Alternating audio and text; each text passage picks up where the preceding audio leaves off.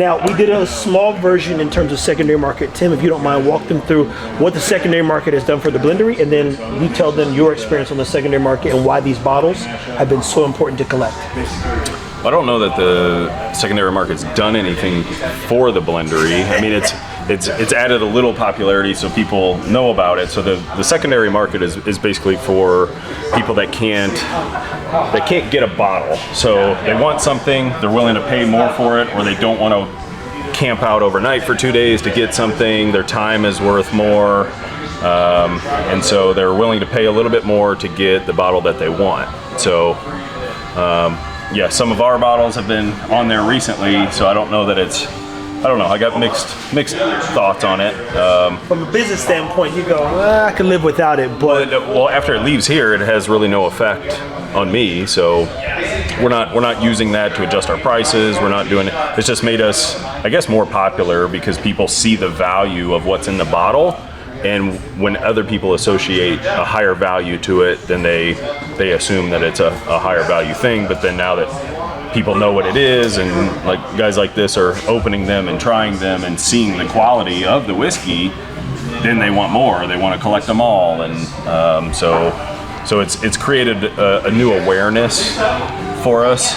But really, other than that, I mean, I don't even have time to keep up with it anymore. So. Well, the secondary term is buff turkey, is what they call it all the time. So if you look up the term buff turkey on a lot of the secondary pages, that's where you'll find it.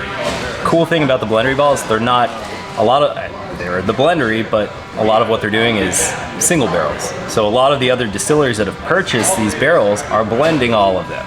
So you don't get the single barrel experience because they want the consistency across all flavors. And you have a lot of these now. Yeah. And would you say there's a big difference between every single one of them is different? They're cool. It's a different experience. So and what was awesome. your first bottle that you tried from here that you knew for a fact you had to collect the next? First one was not purchased by me. It was purchased by a friend, and it was Wild Kentucky Strawberries. And this is on the Blendery mashup page too. It is the #1 right now on there. What does that mean, #1 on there? It's like the #1 like on the poll that everyone's done. That everyone liked, yeah. On who's the favorite? Who's the favorite? And it's probably it was one of the first ones to be released publicly through Stars and Staves, which is awesome. This group is great. They're great people. They got great shirts too. Yeah, they do have really great shirts. Check them out. But it's amazing.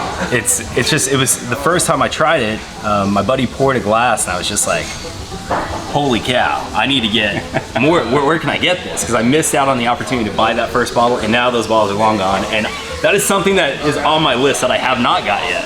Is that one bottle? That is one bottle that I have not obtained yet. So it's like unobtainium for me. And I don't know if I'll be able to get it. Is your wife okay with that? Yeah, I mean, she's you might find one through this video. I mean, hopefully it'd be awesome. She supports me in all my bad habits.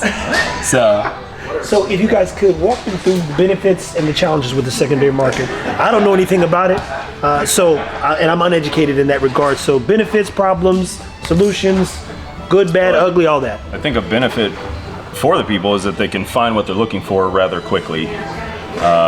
A challenge for me is that those bottles have become so popular that, the people that are buying them just to flip them and make money on them, because what we're selling them for is far less than anybody else, and we've got a really good set of barrels.